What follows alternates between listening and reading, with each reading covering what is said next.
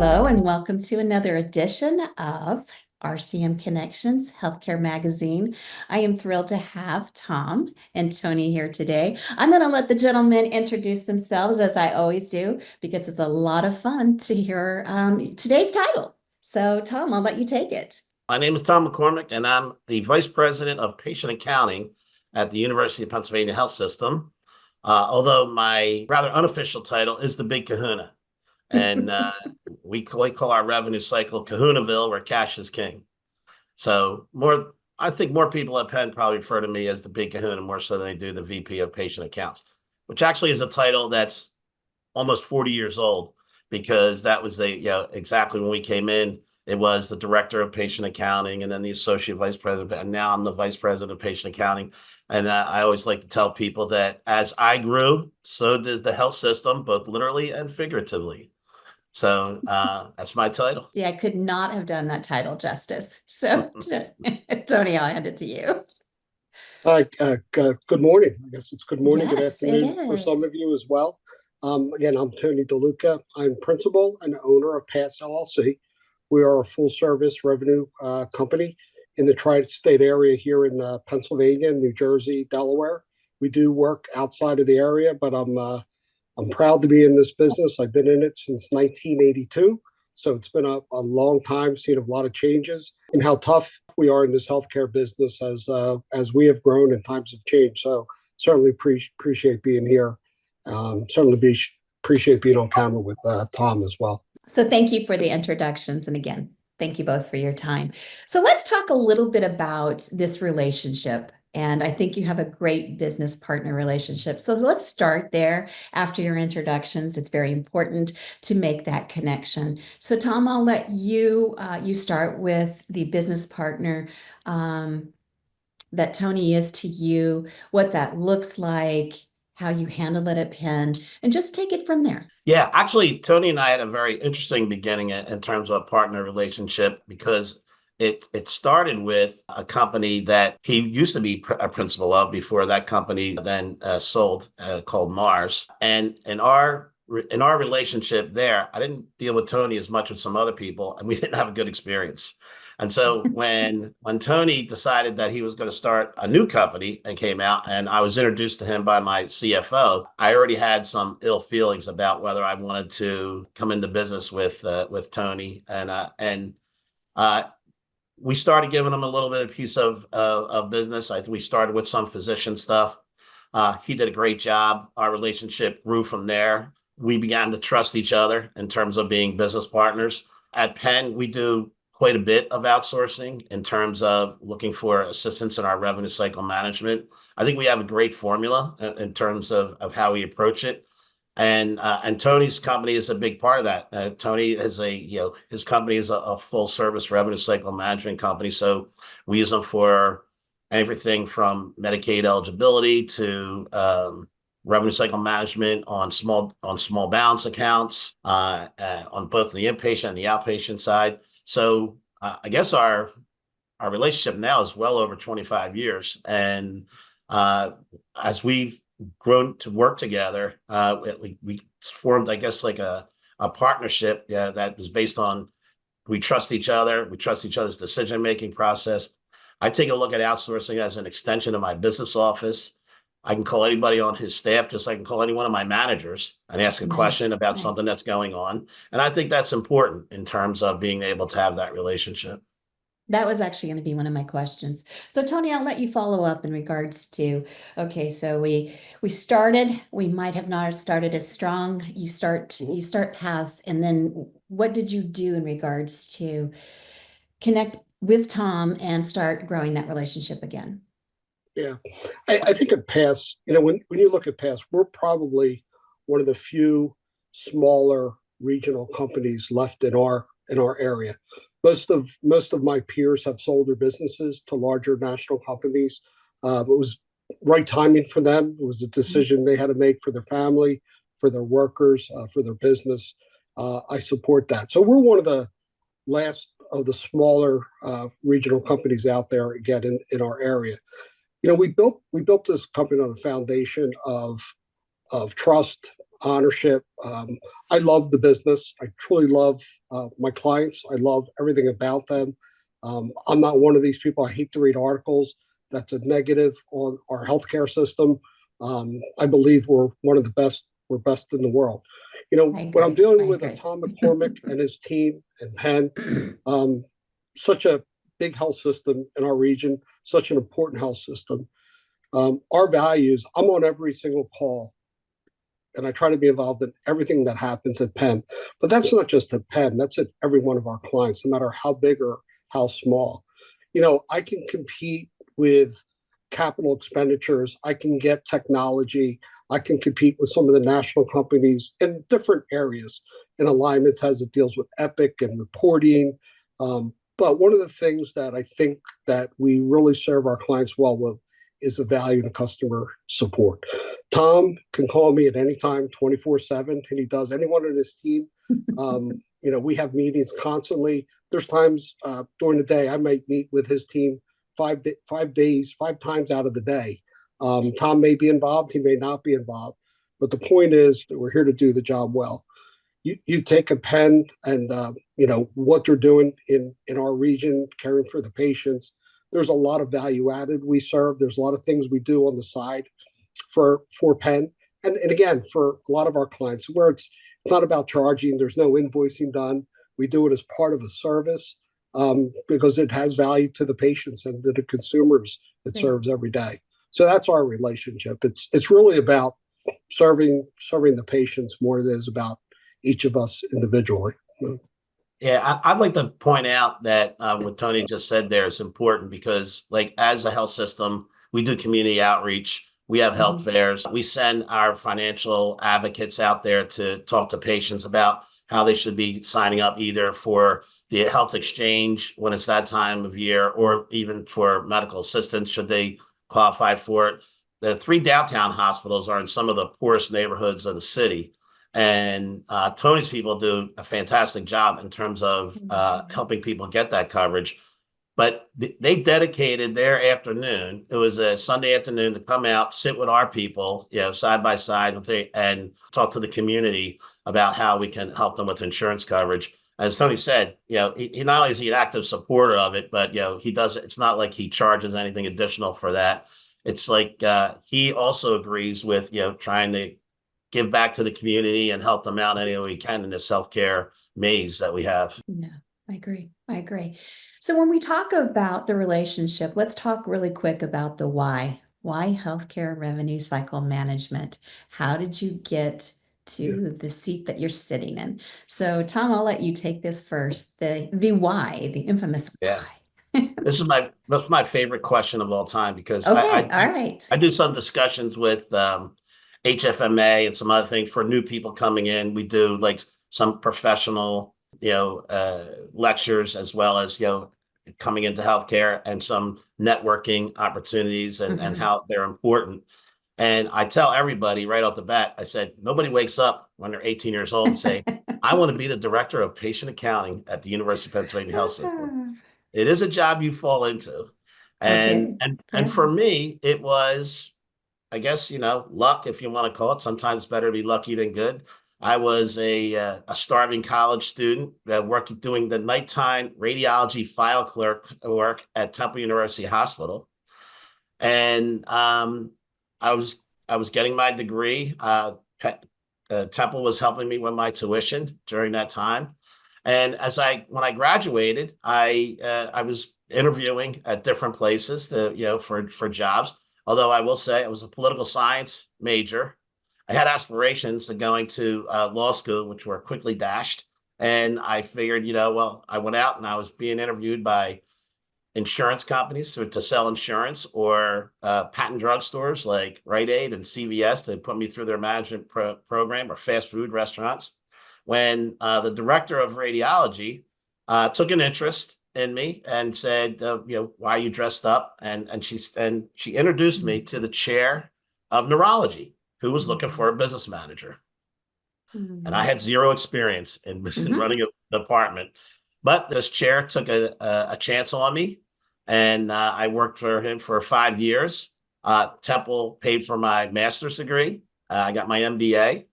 And I would say, shortly after that, I became interested in the hospital side.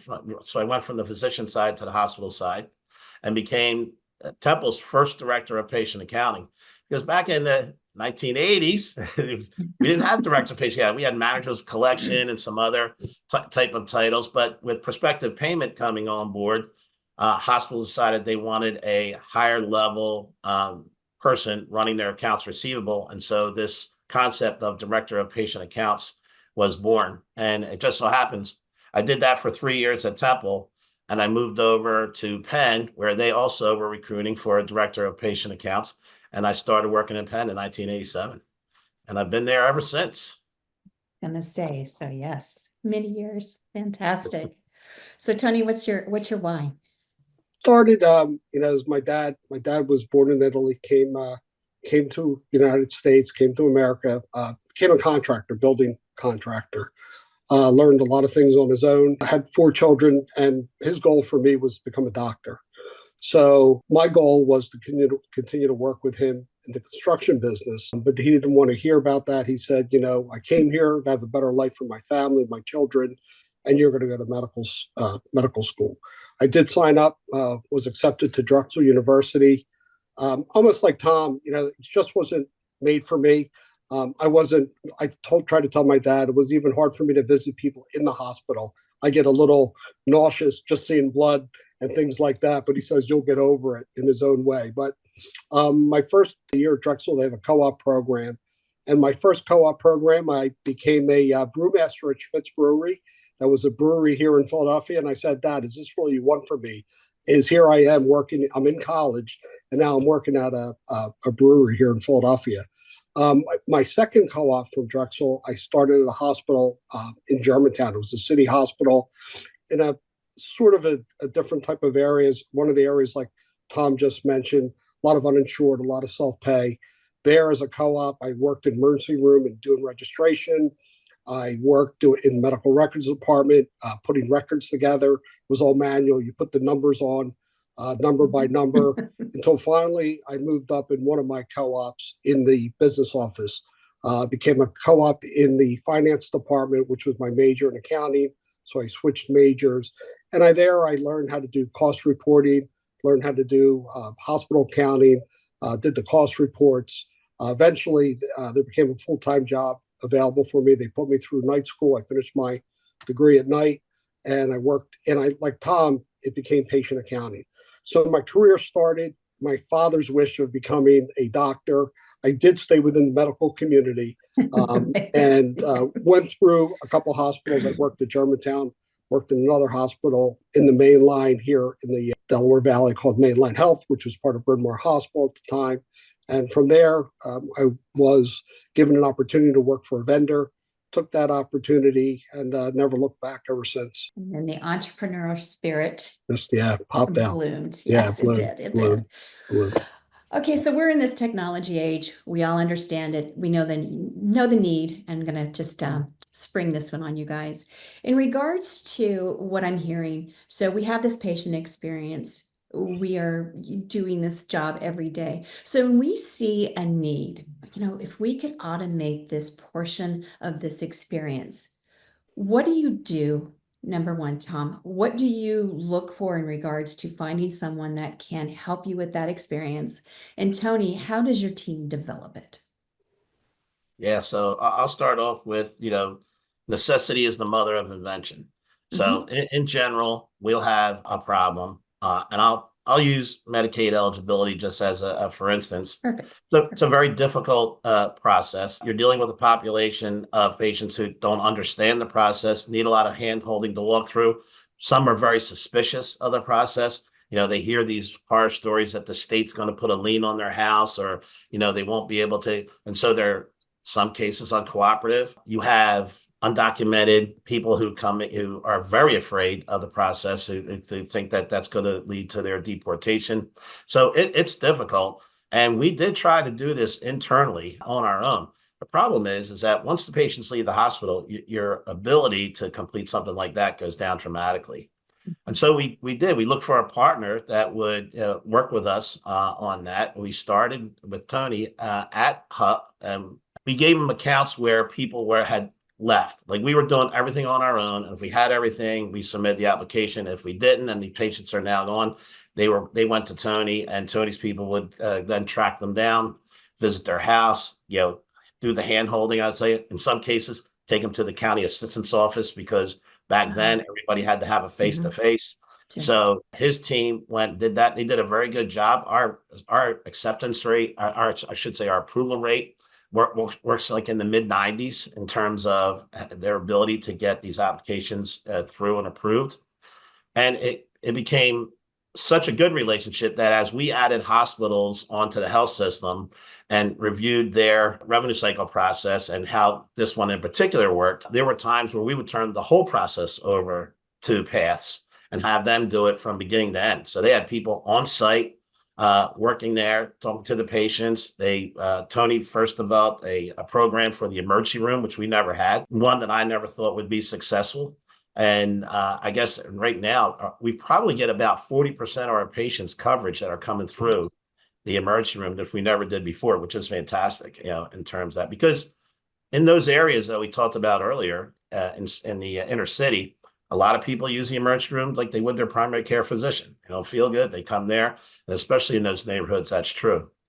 So Tony and his folks became very successful for us in that space, and that's pretty much how we started to develop that program. And now I believe we used to have it split between one other vendor, but I believe now, Tony, you're sole proprietor, I think, in that eligibility space for us. We are, yeah, correct. And that's 6 hospitals right now, soon to add Doylestown. But yeah, that's a pretty successful program. And like I said, necessity was the mother of invention. I needed to do this better. And the only way I could do is I had to find a partner that I trusted. By this time, Tony and I had a much longer relationship, and we did trust him and his folks. And I was able to treat them like an extension of my office. And so that's why it worked. That's why it was so successful. Yes, I agree. Tony, anything to add to that other than you knew to dig in and find the team and find the technology, correct? Yeah, I mean, with Penn, the relationship we have, every one of our services is almost applied at Penn. So from the Medicaid eligibility, I also do the Medicaid billing. I do a lot of behavioral health billing, which is a real specialty need out there in the communities. So I do that. I do a lot of the out of state. I do enrollment for the facilities, do enrollment for doctors so they get enrolled in the state program so you can bill, and then the providers can bill for services rendered. We look, and I'll use the eligibility as an example, as Tom did. There's a lot of different products out there. There's a lot of ways you can look at technology, and we do that. We try new inventions every day.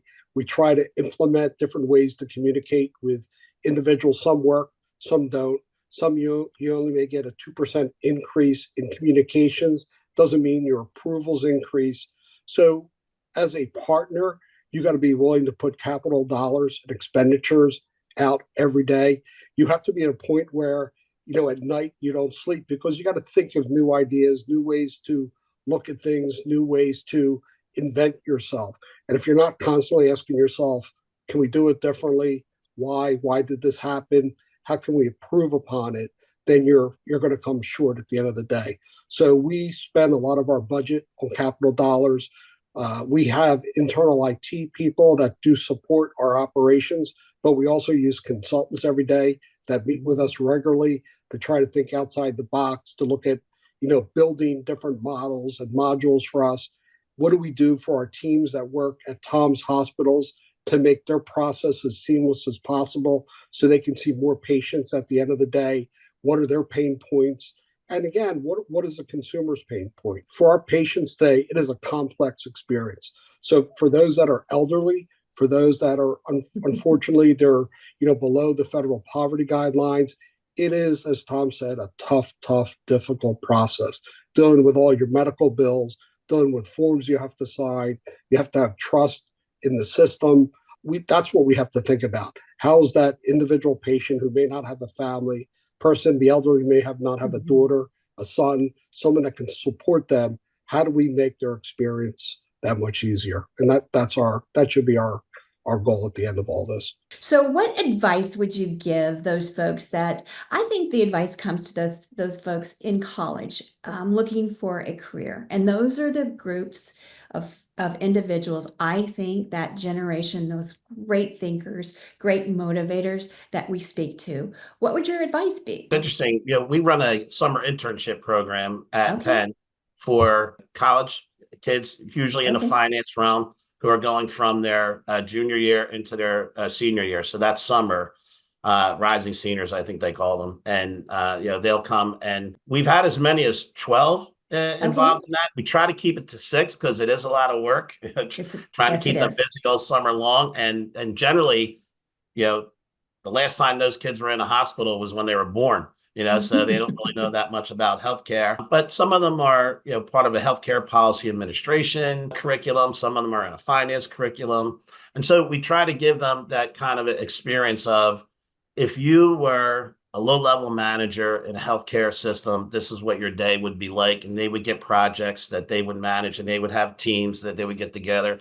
We would make them do presentations. Some presentations would be at senior management level. Some we'd take them to a vendor site like Tony's area. We did that last summer. We took our interns there, and they did a group presentation on the financial assistance policies, in terms of what changes they would recommend. So we always try to give them something they work on.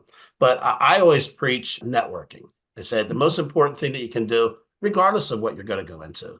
But if you find an area you want to get into, then find out what kind of organizations support that, like, HFMA in our space, or AHAM, with, Tony and I are very active in both of those organizations. And we encourage them, because those organizations have entry-level positions for young people who are coming in, and start attending meetings, meet people, accept invitations on LinkedIn. I don't think there's anything more powerful than networking in order to get to where you need to go. I wouldn't have been in this position if that person in radiology, that director of radiology, didn't take an interest in me. I wouldn't have been my job at Penn had I not met somebody at a wedding who was working at Penn at the time and saw me again at an HFMA meeting and said, "Hey, we're looking for a director of patient accounting." I don't think you can really do anything more important than networking and staying involved in that, because people get to remember you, they know your name, and you're always going to have that spark where someone says, "You know what, I think I'm going to reach out to this person. They were pretty impressive last time I met them, and I have an opportunity for them." That's what my recommendation has always been, focus on that as much as you can. And networking, it's not a one-way street. You have to be able to also help people out as well in terms of networking. You need to be able to be available when they have questions, if they need assistance on doing something. It's a two-way street, but it's very valuable. Good. When we get interns, and we do at RCR Hub, we have an RCM intern, and then we have JER marketing. We have marketing interns as well. And almost everyone, yes, everyone has come to me, and they do not have 500 LinkedIn connections, so their accounts aren't certified. That to me is mind-boggling. I mean, if you're in college and you're at a university, you should already have 500 connections with your business partners, with your whatever you're going to do. And I'll ask each one of really smart individuals. And we have just been blessed to have some great young minds. And just they didn't see the value in it. I mean, it's not taught that at school. Right. Let me teach. Tony, what would you add? I would add a lot, like Tom. You always can go back and say, "Oh boy, I grew up in a different time, and I was in healthcare at a different time."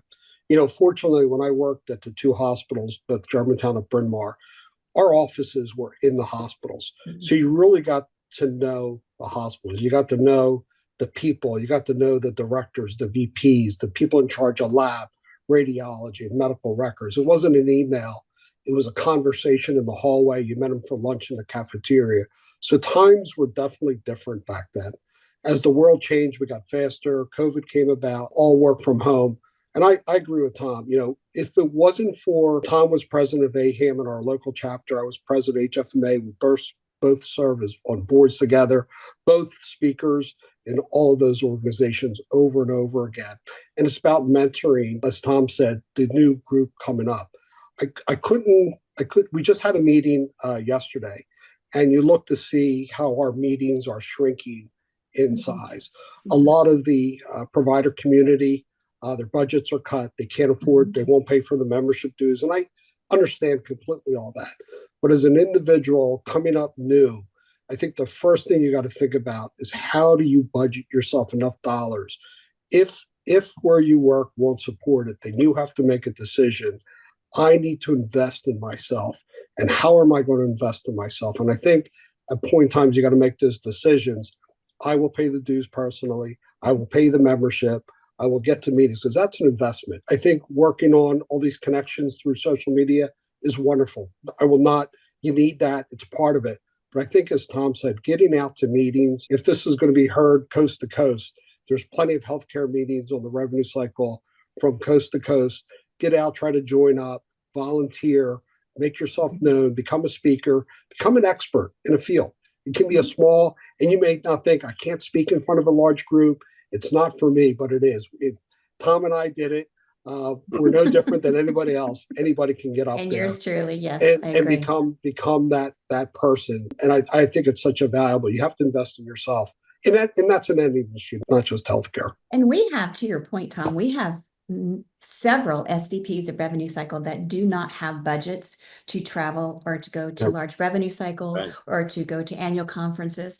And what they will do, you will find them, they will do the provider hot date circle. They will do the provider dinners. They will volunteer and all of those things. And then those associations will pay and sponsor them coming. They have to use their own mileage in regards to airfare and things, which they don't mind to do, because they have said, you know, from the start, I'll go ahead and sacrifice that certain dollars to that air, you know, that plane fare to get there because the connection's so valuable. So, Yeah. I mean, that's even at the top. So Yeah. if we have our folks coming in that, you know, our directors and managers that, you know, really want to do this as a career, there's, you know, if there's a will, there's a way. Yeah. So One other point, just I think it's important, Tony kind of mentioned this. We also do succession planning within our own departments, you know, so we have people that we see, we recognize good talent, you know, we invest in them, you know, to bring them along. We make sure they realize how valuable they are.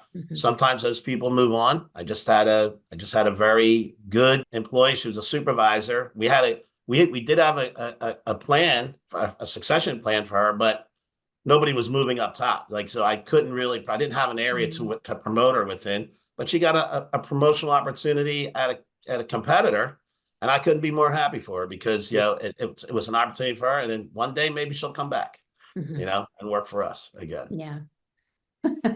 It's heartbreaking though.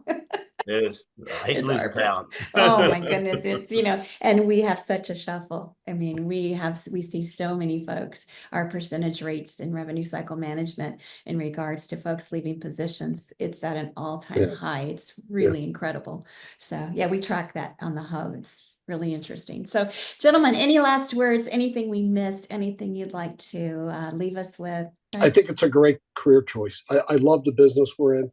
I love the relationships, and really I love that all the great stories for caring for all the patients. That's probably the most valuable, and you have to have that in you to do what we're doing here. We're not working for Apple, we're not working for Google.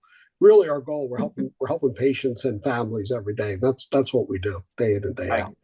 I couldn't agree more. I think that revenue cycle management in particular sometimes gets a bad rap. You know, they'll say, "Oh, you're a mercenary. You only are after the money." But in reality, it's the old saying: "There's no margin, there's no mission." You know, if we're going to keep a hospital up to date with sophistication, keep the lights on, keep the people working, you got to collect the bills. Yeah, collect the bills. Collect the bills, find the technology, and patient first. Yeah, So, absolutely. All right. Well, thank you. Thank you both. Thank you. I sure appreciate your time, and we'll see you online.